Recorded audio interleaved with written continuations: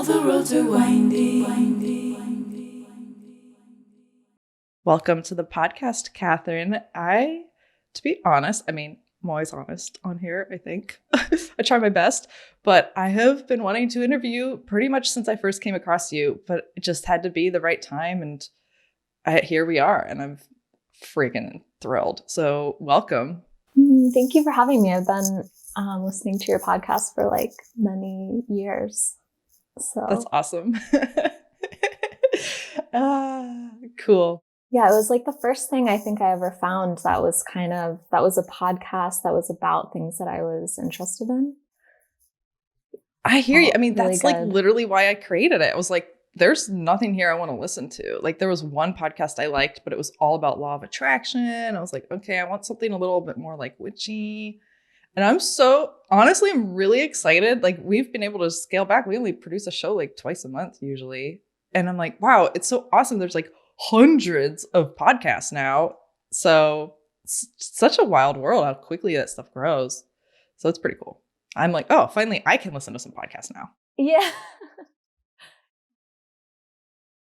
So before we begin, would you like to set the space perhaps with an invocation or something? Yeah, I'd love to.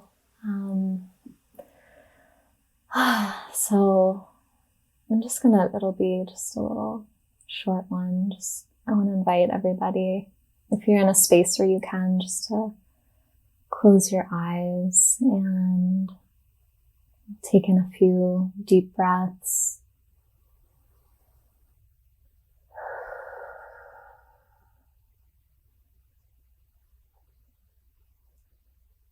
And don't be afraid to make it audible.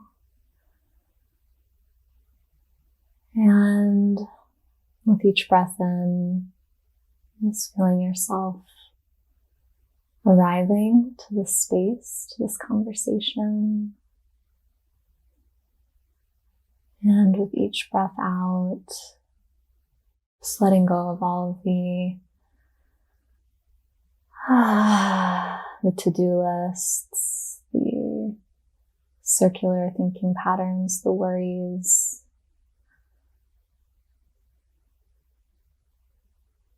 any kind of preconceived notions about what you think we're about to talk about. And just to the best of your abilities in this moment, just feeling yourself arriving here. And kind of imagine or sense the mind beginning to slow down, quiet down, all the chatter kind of settling.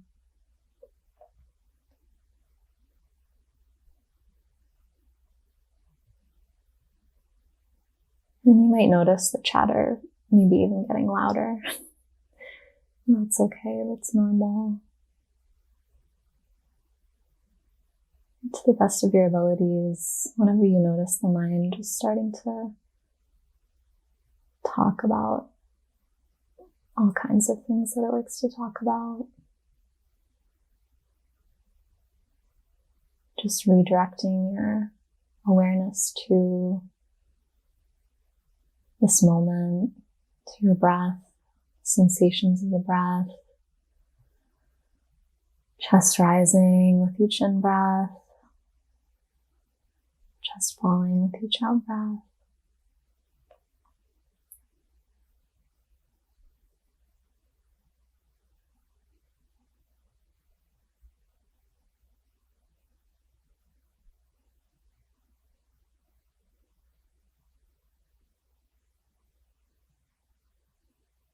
Breathing in, arriving here. Breathing out, letting go.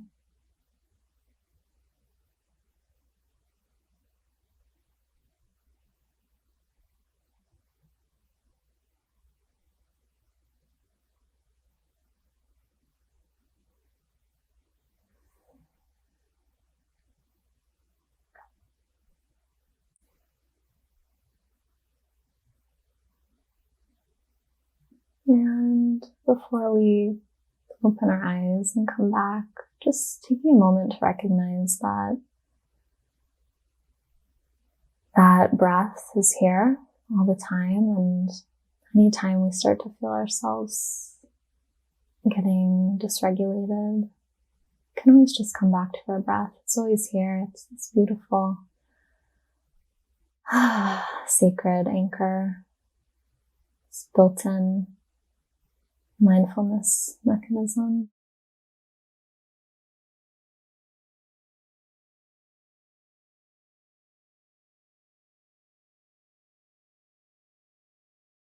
And when you're ready, and at your own pace, you can take in a deep breath and open the eyes.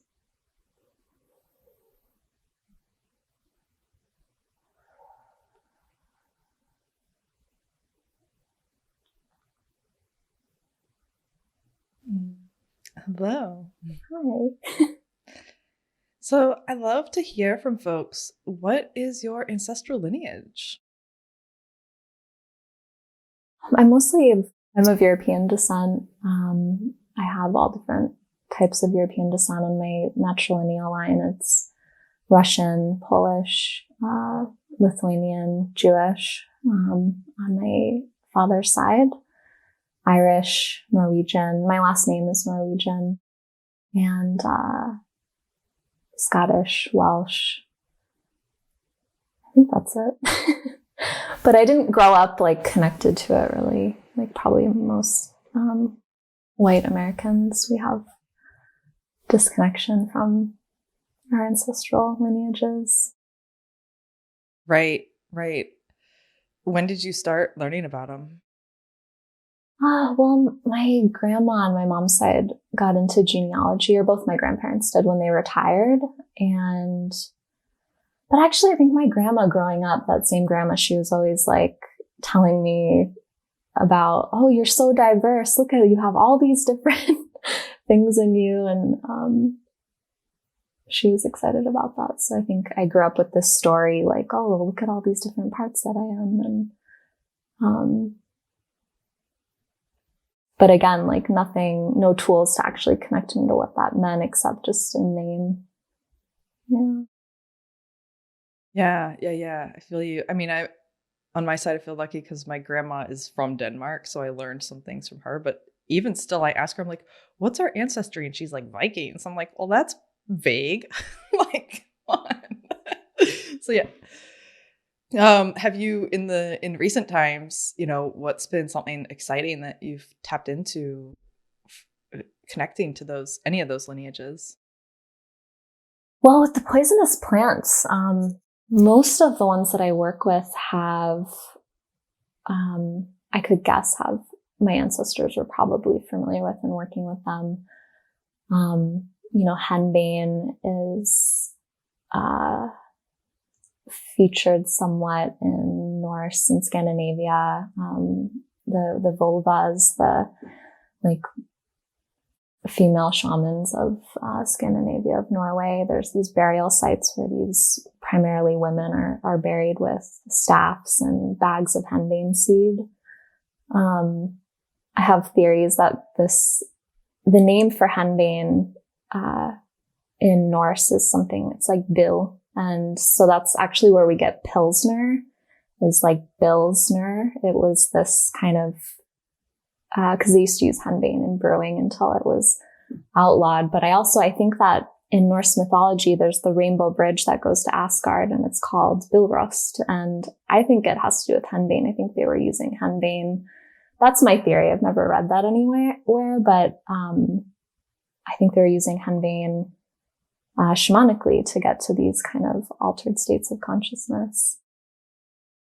Ooh, that's cool. Or maybe we'll get into that in a little. I don't know. Yeah, I know. I could and then Mandrake. I connect with the more that I kind of connect with my Jewish lineage, which is pretty unwell, I would say, like out of all the lineages.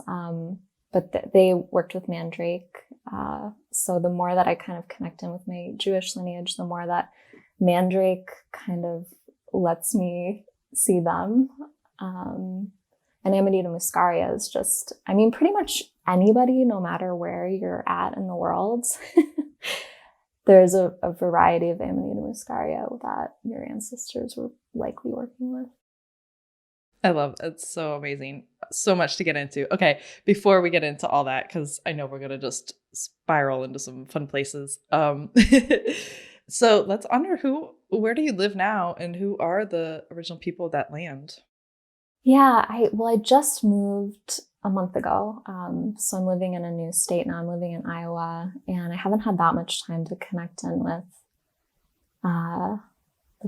the original peoples of this land, but the Iowa people, literally, Iowa, Sauk and Kickapoo, I think are specifically in this region where I'm from. Yeah, but I feel like I also want to name where I was living before in Rhode Island, where I lived for a few years. The Wampanoag and the Narragansett people are still there. Yeah. So, yeah. Cool. So I guess one place, you probably get asked this a lot, but I think it's a good place to start for someone who's maybe new or has misconceptions about poison and poisonous paths. So what is poison? And then what does the poison path mean to you? I think, yeah. That's such a good question that I've never been asked before. Like, what is poison specifically? Because it's like, that's kind of getting to the root of it, really. It depends who you ask. Paracelsus, he said something like, the dose is what makes the poison. So it doesn't, essentially anything, if you drink enough water, it becomes a poison. If you take something that's very poisonous, like monkshood, sometimes called aconite as well, wolfsbane as well, which is highly poisoned. If you take it in the right dose, it can save your life. It can be very medicinal. But you have to be trained properly to do that. So we're talking about physical poison. It's kind of a subjective thing. And I really like that definition. I'm grateful to Paracelsus for saying that, and that it kind of stuck around for so long. When I'm thinking about poison, I use the phrase poison as medicine a lot in my work. And when I'm working with plants, I'm mostly working with like the consciousness of plants. That's how especially with poisonous plants, I think it's important that that we know how to communicate with plant consciousness, because working with the physical plant can be dangerous. It can be deadly. So when I'm thinking about poison, I'm usually thinking about it more from a like psychospiritual perspective, where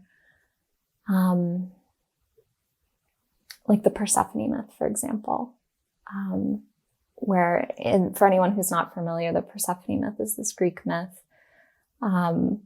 where this young woman is kidnapped by the king of the underworld, Hades. She's taken to the underworld against her will. Eventually, she eats a pomegranate and leaves and goes back. And because she ate food while she was in the underworld, she's tied there for part of the year. But she returns year after year in this cycle. And that's like the super short, simplified version of this. But when I'm thinking about poisonous medicine, I'm thinking about this time in the underworld, this time that Persephone spent in the underworld, and that she goes back year after year. And, we all have these kind of cycles that we go through in our lives where we feel not so great, where we go through traumatic experiences, where we go through times where life just feels dead or dull or boring or painful. And eventually we always emerge. We have, the springtime, and we have times where we're feeling elated, where we feel like things are going well and feel good about ourselves and good about our paths. And inevitably, we always will return back to these underworld times. And to me, those underworld times are really some of the most rich times in our lives, because that's where we really learn who we are. We take these experiences that really our society discourages us from having. Like if you're sad, there's something wrong with you. we could go down a whole another. I could spend hours on that.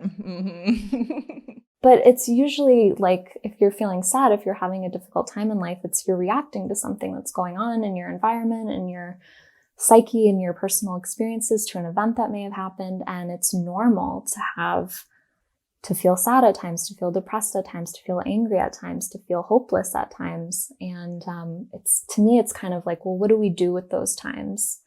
Do we become someone who says, like, I'm a victim, like this becomes an identity, and it's like, like, it's why is this always happening to me? And just becomes like life becomes misery. Or can we kind of find the pomegranate? Can we find like the sweetness, the nourishment in those experiences, and use that to not only lift us out, but also, inform our times when we're in the spring and the summertime of the Persephone myth.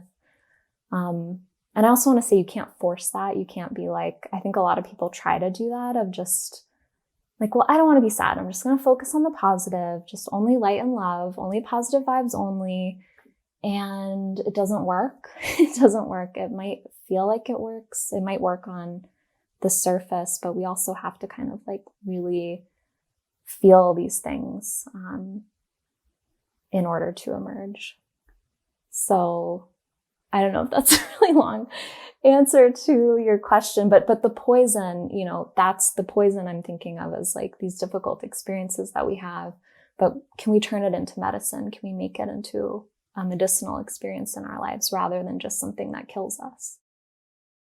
I really, really appreciate that. And like, we could spend probably the whole interview just talking about like that process of being in the underworld, and what do you do with it? How do you be in it? And how, and just that process of how does being in the underworld really help galvanize your truth and allow that to come forward? Like, we have a saying in the collective. Someone one day was talking about, because we like have a check-in, and she was talking about how she's like, oh my God, I just feel like I'm in the chrysalis and I'm just goop right now. And I feel like that's kind of an underworld experience too, of like everything's just kind of like, you're not, I don't know. Talk more about that process of like that galvanization. Well, it's like the Tower card. When hearing that, like the goop, I'm like, oh, that's the Tower card, where it's all kind of fallen down. But recently also, something I learned about old depictions of the Tower card are that as the people are falling in older depictions, they would be planting seeds as they're falling. And we kind of miss that now in the Rider-Waite Coleman Smith deck, like the main deck that people are probably familiar with. So that's, I just like knowing that. I feel like people should know that it's not just that you're having this destructive experience, you're having your world turned upside down. Everyone's different in working in that time, in the underworld's time. I know some tools that have worked for me that I like to recommend is body-centered psychotherapy. I second that.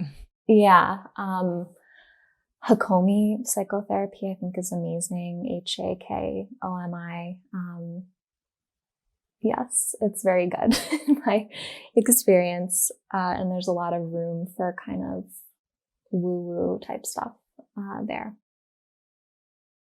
I just want to say, I'm in recently, just since a few months ago, started doing body-centered. Like, I'm doing someone who's trained more in somatic experiencing, but I'm reading about Hakomi method. And it is so woo. I'm like, this is straight up stuff that I have learned in my woo world, but just applied and held in space held. And it's so amazing. And it takes it just a level deeper and further. I'm like, I want everybody to have body-centered psychotherapy. I agree. And it's so effective. I've had sessions like as a client where I've worked through some really deep stuff.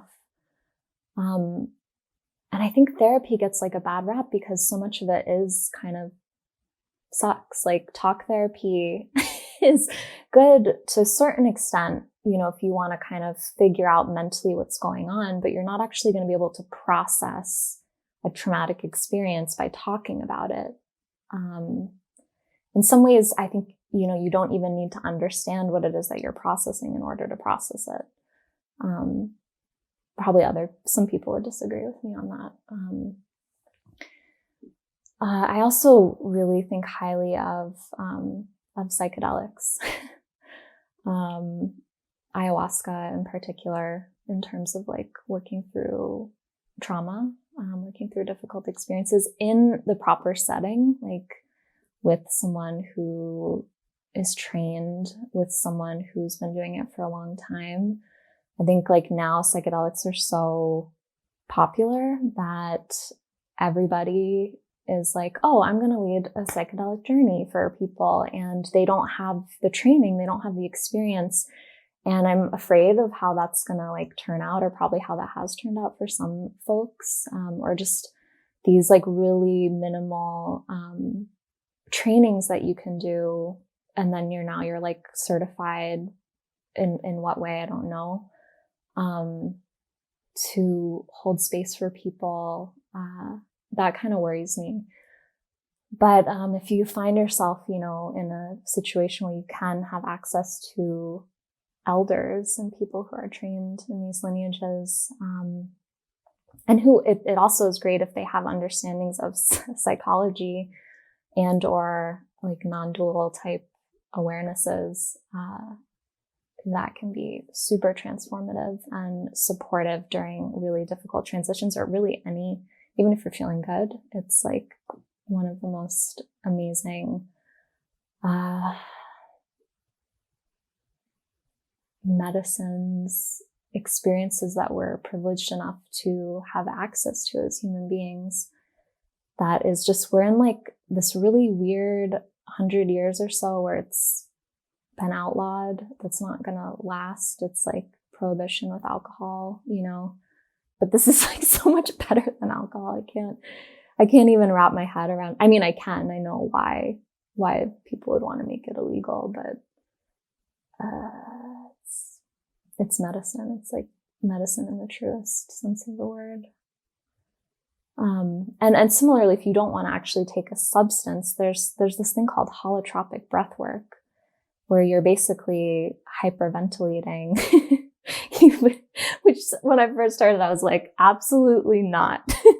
I will not do that. I'm not going to put myself in that state. It just sounds horrible, right? But I've had profound healing experiences doing that work, like going to like all the way down to like being born, like the trauma of being born. So, I mean, those are kind of like the three tools that I think highly of in terms of like going through that when you're in those times, you need support. Like we're also unfortunately like, especially American culture, where it's like, just do it yourself. It's weak to need help. It's so toxic. This is like the only time in human history where we don't have community, where we're all like, and especially now, like the last year, we're all so isolated. It's not normal. It's not natural. It's not, how we've evolved to live.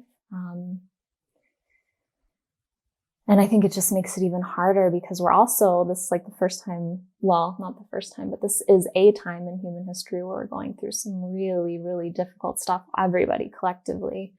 A collective tower moment. Collective tower moment that's kind of been for like the last 2,000 years or so, but it keeps ramping up. It's like this year, it's not good. It's not, I'm not feeling good about it. But, yeah, but we can't do it alone. And, also a lot of those things, people make them accessible via sliding scale. Like even if you can't afford it, like so many therapists do sliding scale. Like I saw an amazing Hakomi therapist for a few years when I was living in Rhode Island. She took my insurance. It was free. It was free to me, for all that time, for once a week. And my insurance was,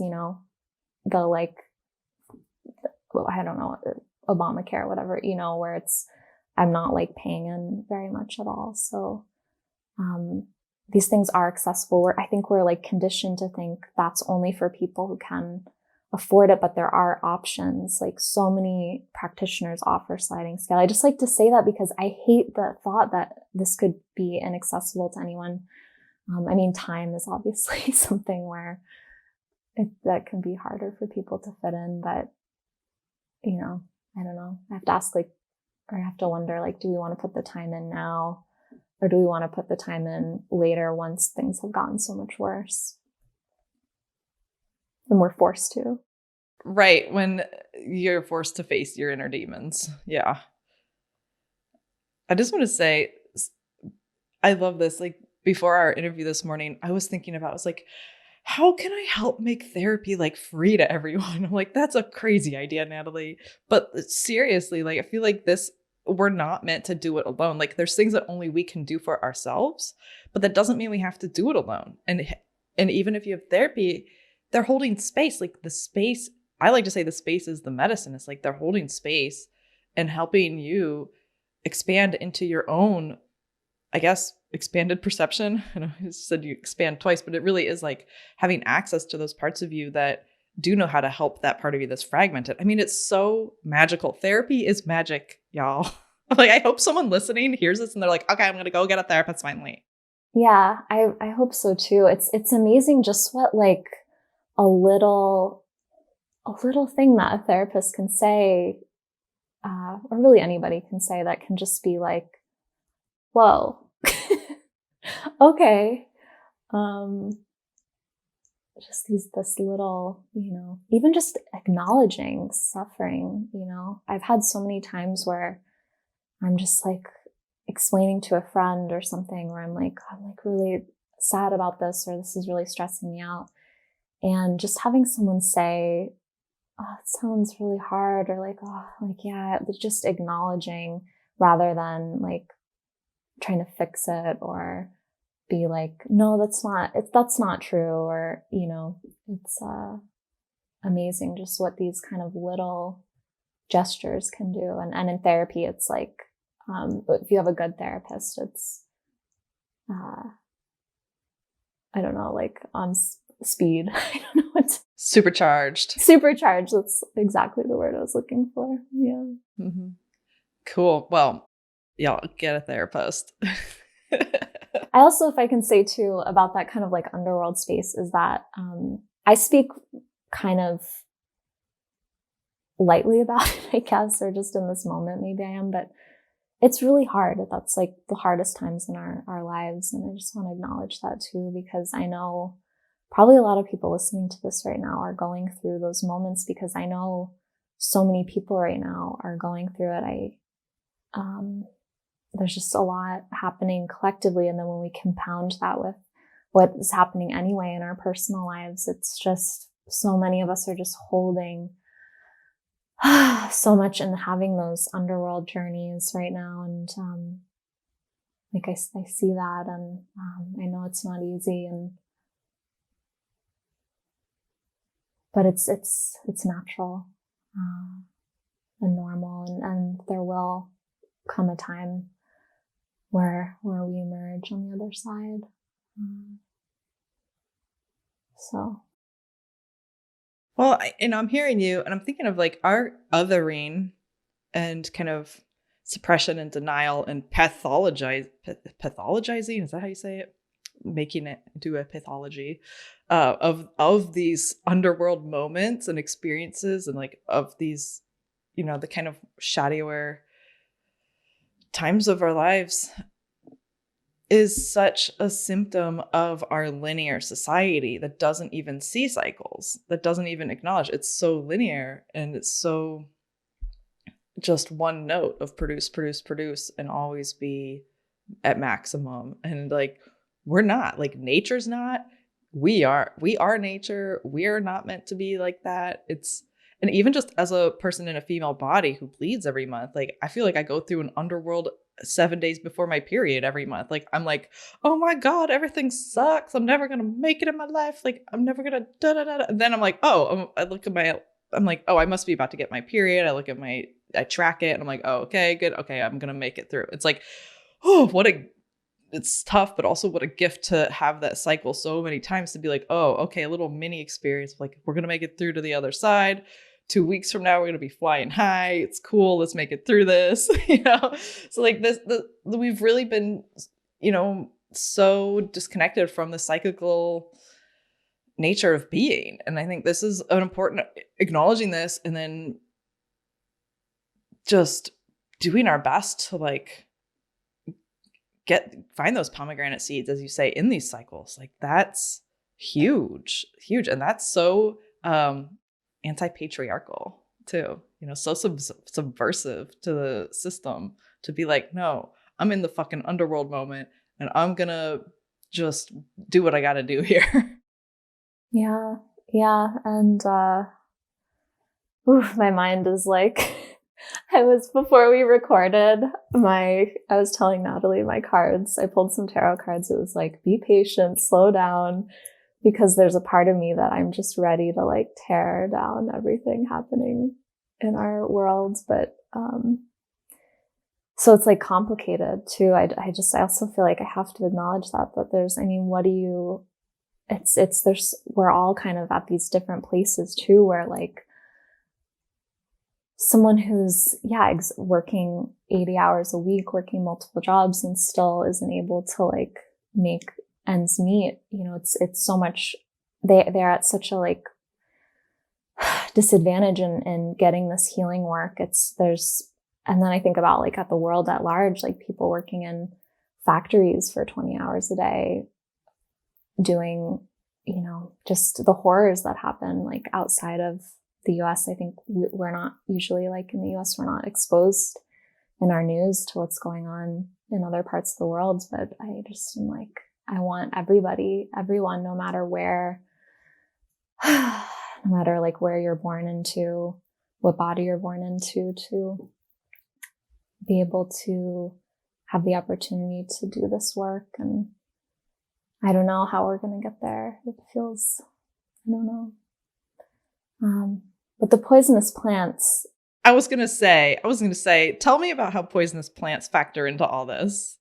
Well, poisonous plants, the reason why we're talking about all this in relation to poisonous plants is because in my experience in the plant world, the poisonous plants are the underworld plants. They're the plants that, oh God, I'm so grateful for them. I'm so grateful to them. I'm thinking like, I'm just feeling like Datura. I know probably many people are familiar with this plant. Out of all the plants, like when I teach my classes, Datura is the one that brings people to this work, like the most by far. And Datura is just showing up, I think, for a lot of people the past few years. And Datura is one that I feel like is happy to guide us, on a spirit level into these spaces and be like, okay, here's where we are. It's okay. We're going to go this way, to just be this support through the underworld process. And that's something, you can work with flower essences, with poisonous plants. You can work with other, you can work topically with poisonous plants. But it's also free to do plant spirit meditation, to do plant communications, and it's accessible to anybody. Do you mean for plant spirit communication, like to just call on the spirit of that plant, essentially? Yeah. Without having to have a physical representation of it? Yeah. Like the first year I was working with poisonous plants, I didn't have any plants. I didn't have essences. I didn't have salves or oils or anything. And was just working with the consciousness of the plant and got really beautiful insights from them through that. And that's something I love, about plant consciousness, that it's so accessible to anybody, anywhere. You can be in a jail cell. You can be in the beach. You can be in the forest. You can be sitting in your apartment, in your studio apartment in the middle of a city, and you can close your eyes and call on these plant these the consciousness, the vibration. I don't even really quite understand yet what they are, but you can call on them and they come. Tell us about your experience of sensing them. Like when you call on a plant spirit, how do you know it's that plant spirit connecting with, and you're not just like, quote, making it up? Because I think a lot of people really struggle with this. Well, I think the big thing with that is like practice, is to keep doing it. And trusting your intuition. I like to encourage different like cross trainings and different intuitive trainings. Like meditation, mindfulness is super helpful because, if your mind is clear, you're more able to hear what's the plant coming through. Therapy also is another thing, like processing your traumas is another thing, because you're less likely to get pulled into, you're less likely to project your anxieties, your fears, your desires onto a plant if they don't have as much pull over your psyche. So like, I mean, I've heard, you can go kind of like with the extremes of that is sometimes I think people will think plants are talking to them and it's really just their fears or their desires. So like at one extreme end, a fear could be, the plant told me it wants to kill me. or the plant told me I'm a bad person. Like, the plant's they're not going to tell you that. Like, it's just... Yeah, if you're getting that kind of stuff, that's probably your own bullshit inside your head. Not to minimize it, but to just name it. Yeah, exactly. And then at the other end, we can also get where we might think a plant is telling us that we are the incarnation of Shakti, Shiva, we're like divine queen, goddess, these like really grandiose things, which maybe there's, of course, like we all are to some extent those things, but there's like a nugget in there. But sometimes I think people can get like messianic, like delusional kind of about thinking the plants are telling them things that really they just, want to hear. And those are kind of like the extreme ends, but then there's all these different shades in between where it's kind of like with tarot, like you want the cards to like I remember, like I've given readings to people where they have are having relationship issues, and they'll have like the 3 of Swords, the 10 of Swords, like all these kind of, or the Tower, like all these, if you're not familiar with tarot, like all these kind of worrisome signs, I would say. And then they'll be like, well, maybe this is good because this is going to help me wake up. This is going to help me transform, like just kind of taking information and trying to manipulate it into like fitting what they want to hear. It's like how people will take the Bible and like manipulate it into their own agendas. I mean, we do that. Most people do that in like subtle ways all the time. Oh, I mean, it's an amazing coping mechanism. Yeah.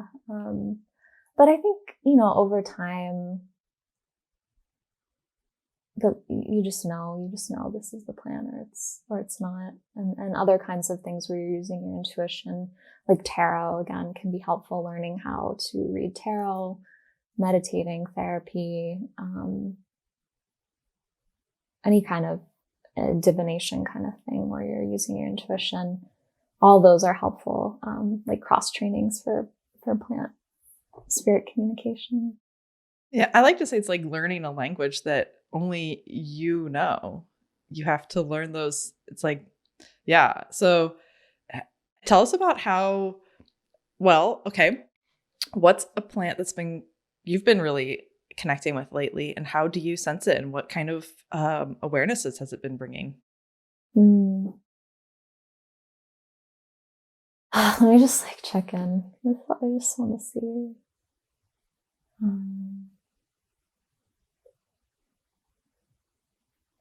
Well, I've been like in my own life, I've been going through just a lot, like where there's just a lot of change and like moving across the country, and my little old man dog is sick, and all these just little, personal things happening. So it's been, sometimes in moments like that, it can be harder to connect in with the plants. So it's funny because the first thing that came to my mind was the coffee plant. Because I usually don't drink coffee, but I've been leaning on it because I've just had so much that I'm trying to get done.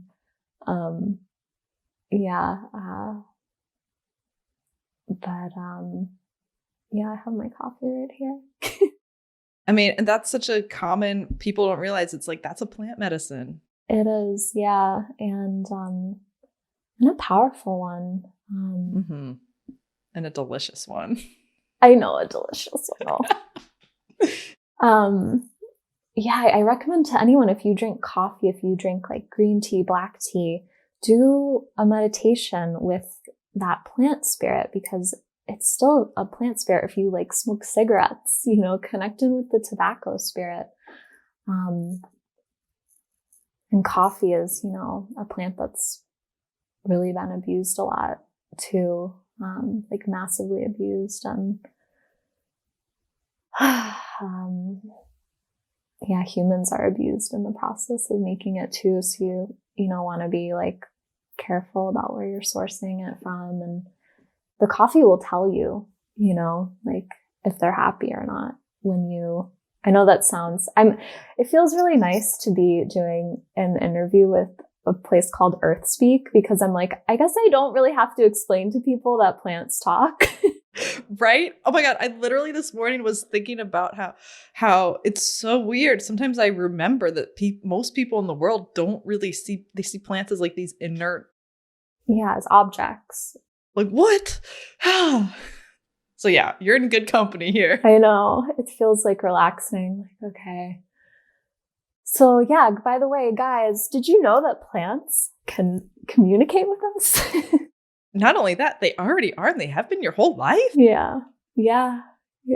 But yeah, coffee, they'll communicate. They'll let us know, like, you can get it. Like, I love what you said. And that's exactly what I would say too, that, it's like a language that only we can understand, because the plants communicate with each of us through our own lenses, through our own experiences. So I might get an image and it means something to me, and then I have to interpret it.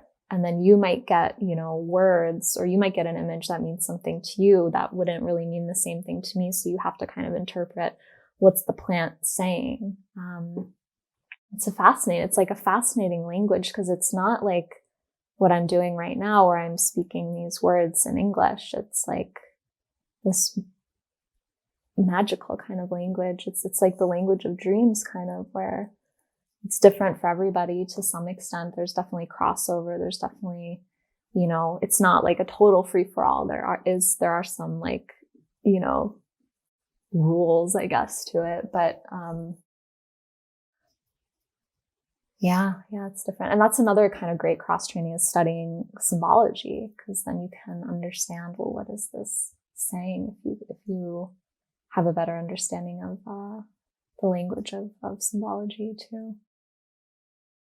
I know, and I'm hearing you speak all this, and it links right back around to what we were talking about. Like, therapy is magical, literally, because your body, for me, okay, I'm going to speak from my experience. Like, I hear my intuition through my body, and also through just like cognition, and also clairvoyance. I have a lot of psychic senses activated, so I've been at this a long time. So, but it's like the body therapy. Oh my gosh, it's helped. And just like you were saying, of like, integrating and healing your trauma, and giving that space to come out and be expressed and flow and move through, like, that has allowed my body to have even greater sensitivity and awareness to how the plants are speaking to me, like even before I imbibe something. And I can like hold something and feel in my body if my body wants it, and if that plant, or everything is some sort of being that we eat, some sort of creature, whether it's a plant or an animal, and I can like feel it in my body and feel that connection without even having to taste it or eat it or experience it at this point. It's like, whoa. And then I'm just going to say here, I'm not the best at always honoring what my body wants, but I at least check in and I kind of have a conversation. I'm like, well, if I do, my mouth wants this and my mind wants this. So if I do it, is it going to like destroy you for the day? And it's like, no. I'm like, okay, are you cool? Can we do it? And they're like, okay. But like, I can't do coffee on a regular basis. It wrecks me, but it's so good. So it's just a trial and error, right? Me too, but it's, I gotta get off it. It's like, I fell into it with the move of, just wanting to push myself beyond what I should. And just, yeah, I get it. I mean, this morning too, I was like, I want some caffeine. And I was like, body was like, oh, you could have some cacao. And I was like, well, actually, I'm just going to not even. It's a slippery slope. It's a slippery slope. Yeah. Wow. So tell us more about the way that poisonous plants, like, I want to say, how do they, the word that comes to mind is support, but maybe that's not the right word, but like, how does engaging with relationships with poisonous plants support us through our underworld experiences? Like, kind of logically, I would think like, oh, if I'm going to connect with this poison plant, it's going to take me into an underworld experience. But like, I don't know, maybe like, and what are some misconceptions around all of this work that you do? I mean, that's like 5 big questions in one. So I'm sorry. Like, let's start with like, how do they, I don't know, whatever's coming up for you. Well, so like, how do they support us? I'll start there. In our underworld work and underworld journey, that's kind of just, I'm using that interchangeably with like difficult time you're going through in your life. So I found because I've been doing I do this 6-week online course and I've been doing it. I've had, I don't know, probably 1,000 people go through it at this Cool. point. And yeah, I know. And when I started it, I was like, no one's going to sign up for this. I'm not like, this isn't going to run. Who wants to learn about this? And it's like, the plants told me our time has come, and it's true, I think. Yep. But what I hear from people again and again, and this was for me too, is they just show up. Like, they show up right before people go into like difficult periods, or they show up while people are in the midst. And this can be, I'll give Datura again as an example. Say one day someone, they see a picture of Datura, they're scrolling through Instagram and they're like, wow, that's a beautiful flower. If you don't know what Datura looks like, Google it right now. Like, pause this, look it up. Actually, don't use Google, use DuckDuckGo or some other search engine. Anyway, but, look it up. It's, oh God, beautiful. It's a gorgeous plant. It's amazing. And it smells like divine, heaven, amazing. So yeah, someone might see a picture on Instagram. They might maybe come across this podcast. They might, be walking down the street and like, someone once, like years ago, described Datura as having tractor beams, and they totally do. I've experienced this where I'm just walking down the street and just out of the corner of my eye, or maybe I'm not even seeing it visually, all of a sudden I'm like, and I can see like 300 feet away, there's a Datura plant, and it just like sucks you in. And anyway, I've just heard that from different people. And then, hi, here I am. I've heard it from a lot of people that like the poisonous plants, and not just Datura, but henbane or belladonna or amanita or mandrake or brugmansia, like all these different hellebore, yew tree, foxglove, all these different friends. And then I've also heard from people who maybe start like the 6-week course and feel like pretty good. They're like, by like week 2, they're like, oh, okay, this stuff that I've been ignoring or I've been waiting to process my whole life, maybe now it's like right in my face, like the plants are taking me right to them and I can't ignore it anymore. So these plants are transformative. They can be, if you engage them in that way. It's like the Tower card. Like if you engage that card, it's like a Saturn return. Like I'm sure a lot of people have gone through a Saturn return, or maybe going through one now, or are coming towards one. That's when the poisonous plants showed up for me, was during my Saturn return. They just, it's kind of like that. They can be like that. But I think what's so wonderful about them too is, so for example, if you're someone who's visual in your journeys, you might get images show up. You might like journey with henbane, for example. You might see images of like dead bodies or rotting corpses, or just like violent things, that would normally, if you were actually seeing them in real life, would be extremely traumatic and disturbing. But in the journey, it's they're like, it's symbolic. It's, that change is happening, and, it's time to kind of let these things die that you might be holding on to. It's time to face these things that are rotting in the depths of your psyche, and it becomes safe and beautiful, actually, which I know may sound strange to some people or sound off-putting, or sound like I'm like just some like goth, like I just, and I'm not, I'm really not like a person, like I'm like a rainbow and like hearts and, like Lisa Frank girl. Like that's, kind of more my, but I know that those things are, okay and healthy and natural and normal, and they're just symbolic. And, I've had like Datura show up in different ceremonies or different therapeutic experiences that I've had, and just kind of like holding me, just kind of like imagining like having Datura's back on my arm, like, oh, it's okay. We're going to walk down this corridor. We're going to see what's at the bottom of these stairs. We're going to, do this work. And they're just supports. They're very supportive and reassuring in those spaces. Yeah. Does that answer that question?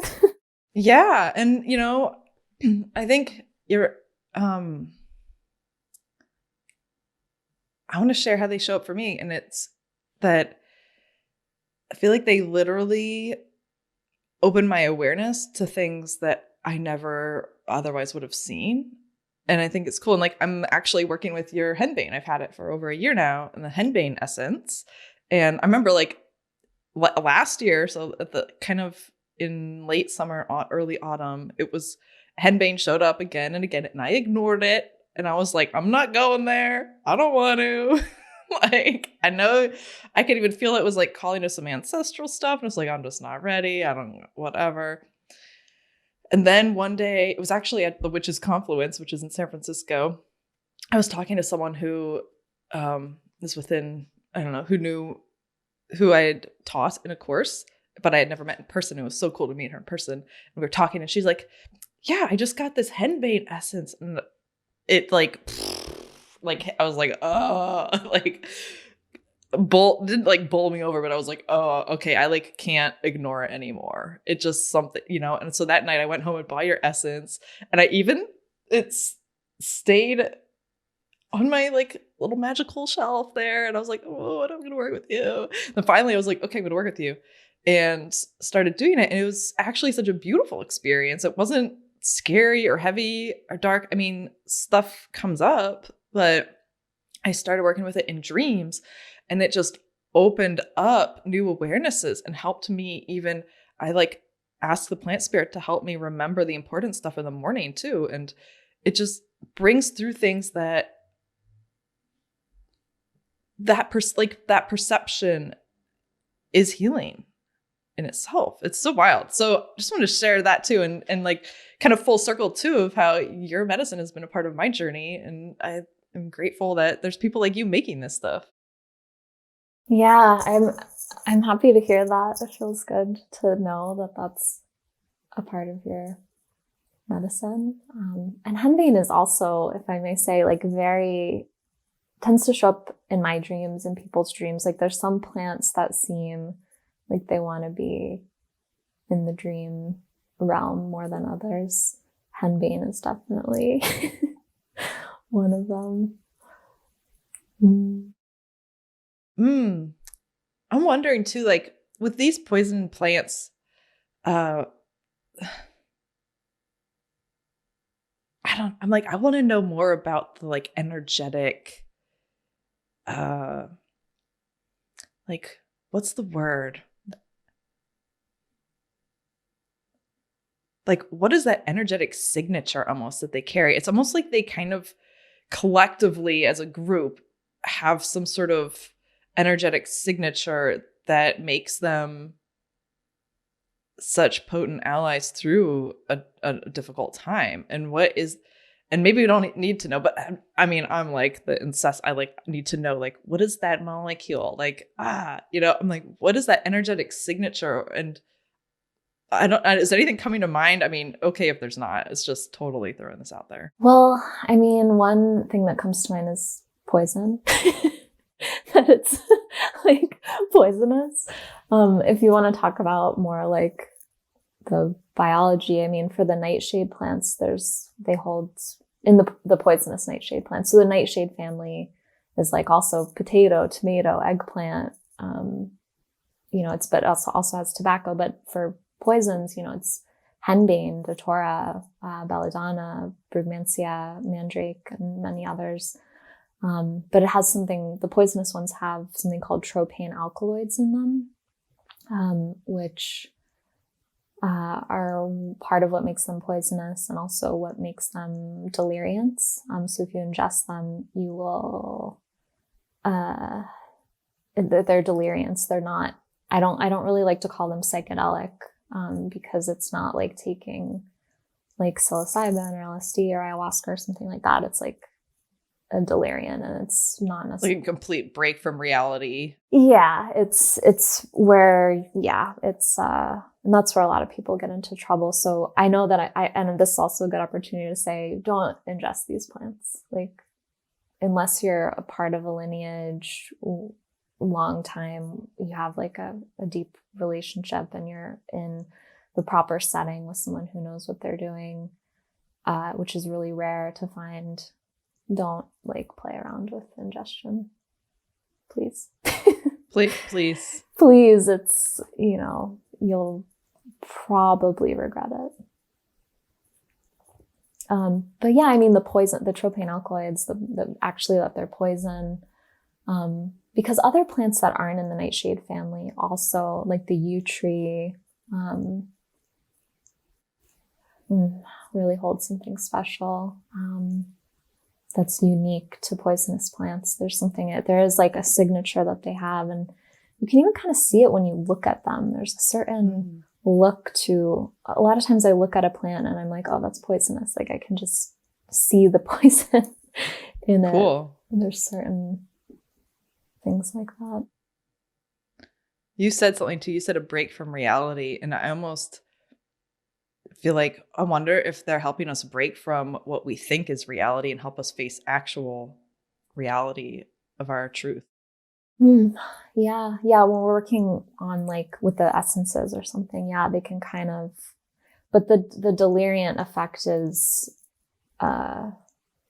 different. It's not like, I mean, it can, I have to be really careful what I say too. No, I mean, I'm not advocating for deliriums or anything. I'm saying like in a consciousness way of like that same effect, just like working with plant spirit medicine, not making you delirious in a delirium way of breaking from reality, but of like, I feel like I'm almost seeing them like pulling up weeds in us that have grown there or from like the patriarchy almost. I mean, I don't know. I mean, I'm totally this is maybe my definition now that I'm just making up right now, because it totally could be not aligned for someone else. But just seeing this kind of like, I don't know.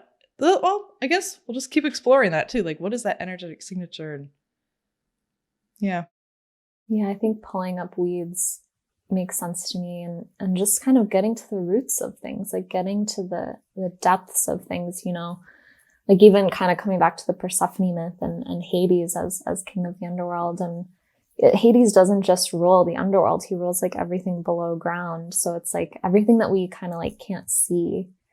And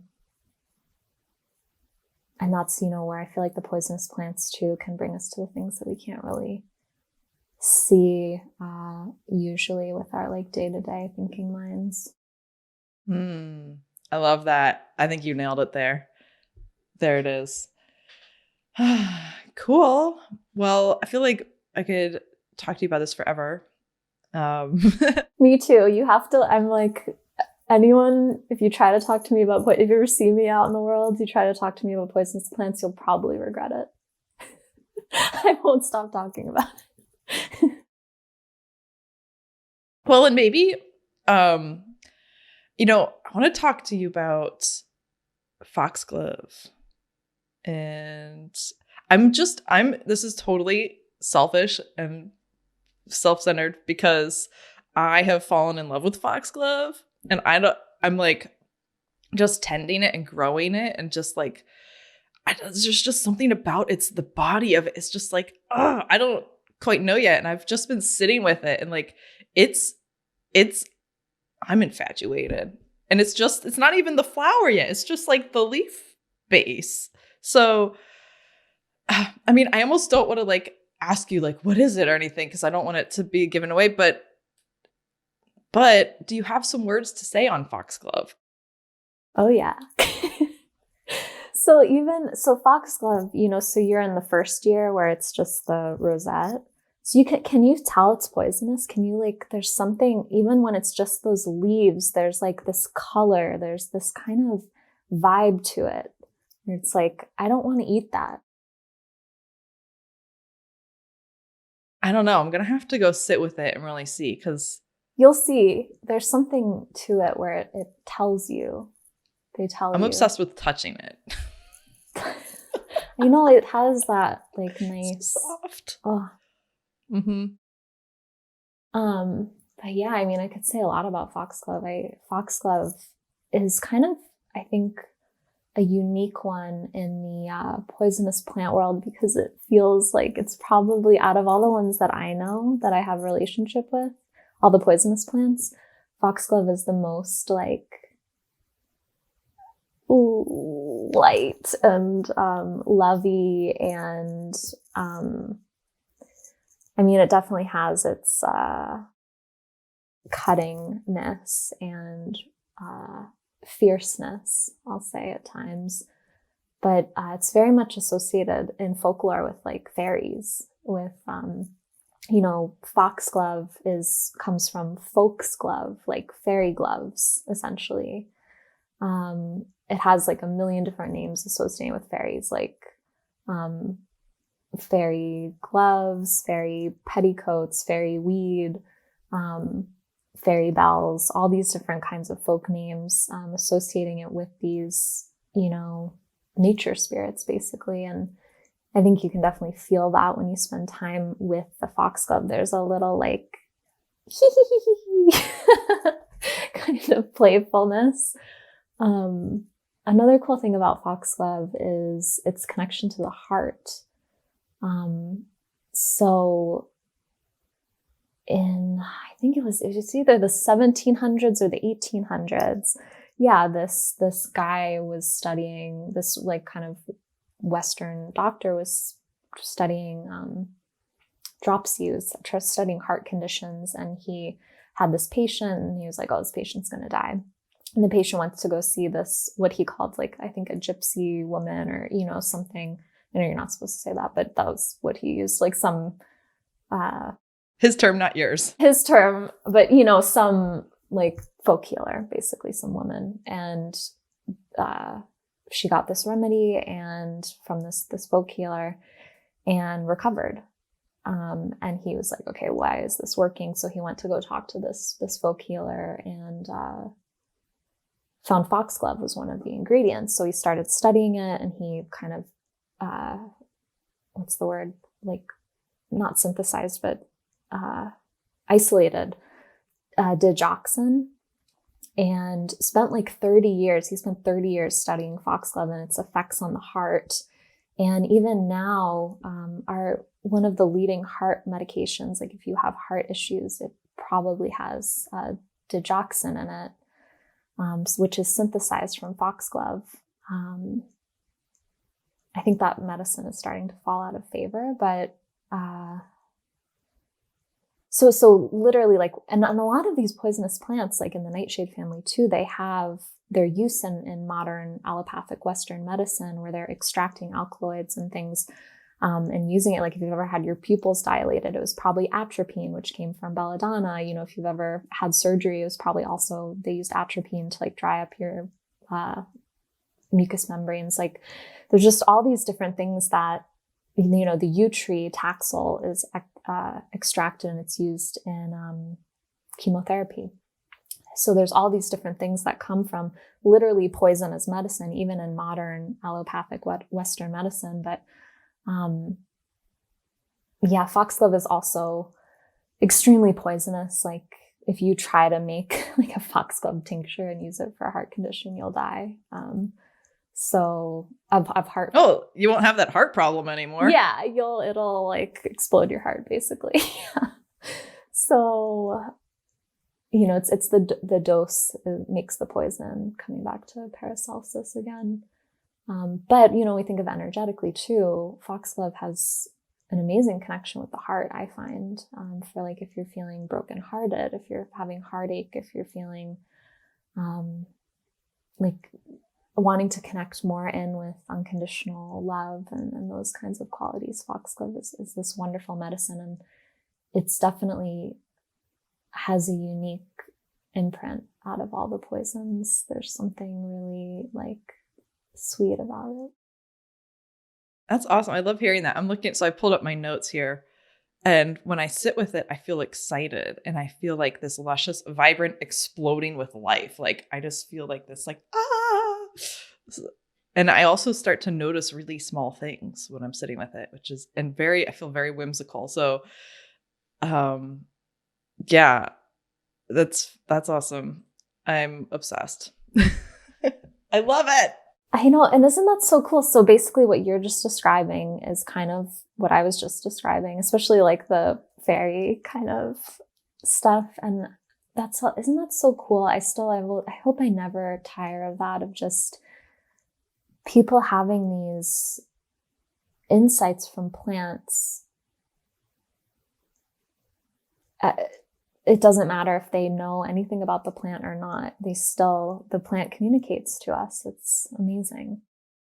If only we know how to listen. Mm-hmm. I love that. Oh, well, thanks for sharing about Foxglove. I'll keep you updated on any cool, I mean, I'm obsessed. Oh my God. I'm like, I want Foxglove everywhere. Yeah, I support that wholeheartedly. And they'll keep self-seeding. Like if you plant them in your garden, they make hundreds of seeds when they flower. Yes. It's crazy. Yeah. Oh, I'm here for it. I'm in a rental house, but hey, y'all in the future, renters. Yeah, even if you are not like us, people plant it as an ornamental. It's a beautiful flower. So beautiful. So beautiful. So beautiful. Ugh. Okay, I'm obviously obsessed. Okay. Cool. Well, you know, I'm very excited because anyone who's listening who's like, okay, I'm willing to experience this realm. They can get a taste of it. Through, you have all kinds of cool offerings all the time that people can check out. And I'll ask you your website in a second. And it will, of course, be linked in the show notes. But also, we're doing a workshop with you. You're teaching a workshop, and it's basically, you know, a little intro to poison plant medicine and giving people just a taste of whether this is something they want to go deeper into. And do you want to share anything else about that, or? Yeah, I mean, I'm really excited I'm always excited when I get an opportunity to talk about poisonous plants. But I think it'll be really nice. We're gonna, you know, I'm going to do like a little lecture piece, talk about plant consciousness, talk about poison as medicine, talk about, then we're going to, you know, kind of sit with the plants. We're going to do some plant consciousness meditations and get to see what the plants want to say to us, and then we'll get to talk about it. It'll be nice, and it'll be one of the coolest things, I hope, or what's the coolest for me is to get to hear people's experiences with the plants. And I think, yeah, it's going to be great. It's going to be fun. I can't wait. Yay.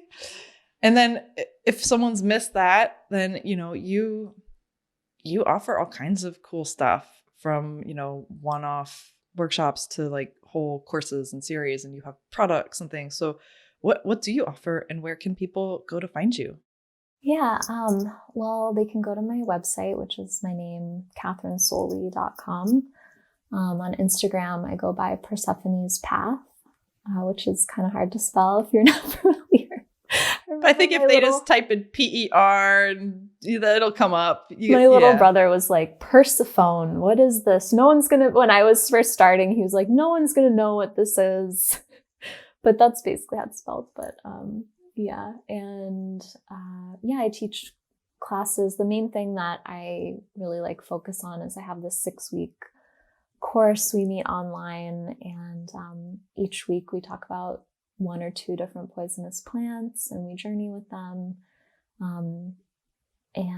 We're able to dive pretty deeply into it. And I have a level 1, which is what most people take, but I also have a level 2 where we go even deeper. And then hopefully next year I'll be starting a level 3. I also have a Patreon, which is also my name, patreon.com/Kathryn Solie, where I have lots of different things. I have monthly herbal care packages that I ship out each month. And then I have a library of little video classes where I talk about all different kinds of things, from poisonous plants to plant consciousness to tarot to heart medicine to all different kinds of things. And that, starts at $2 a month. And then I also, on my website, KathrynSolie.com, I also have a shop where I sell essences of poisonous plants and other medicines, because I want to and I like to, but also it's important to source, even though it's an essence and you're not actually ingesting the physical plant. I think it's important when you're getting poisonous plant essences to get it from someone who is knowledgeable about the plants, because I didn't used to say that until I heard a story about someone basically getting accidentally poisoned from an essence. So not one of mine, but, and I'm not the only one one they bought on the streets. Yeah, on the streets. I'm picturing a guy in a trench coat, and he opens up. You want some belladonna? Yeah. I feel like belladonna would approve of that, honestly, but she's like, duh. But yeah, I think that's it. I do too many things. It's a lot of different places to find me. So, well, we'll link to all of them so people can easily just go boop boop pop. Yeah, and come check out our little workshop with Earthspeak. It'll be nice. It'll be good. Nice introduction to these plants. Woohoo. Cool. Well, super grateful for you coming on the show, and for all the just bold courage you've had to jump into this topic so that you can really embody it and share it with the world. Thank you. Thank you. Yeah, don't be afraid of these plants. Be afraid, but not that afraid. Be cautious, aware. Mm-hmm. Mm-hmm. Oh, well, thanks so much, Kathryn. Thank you for having me. Bye. All the roads are windy.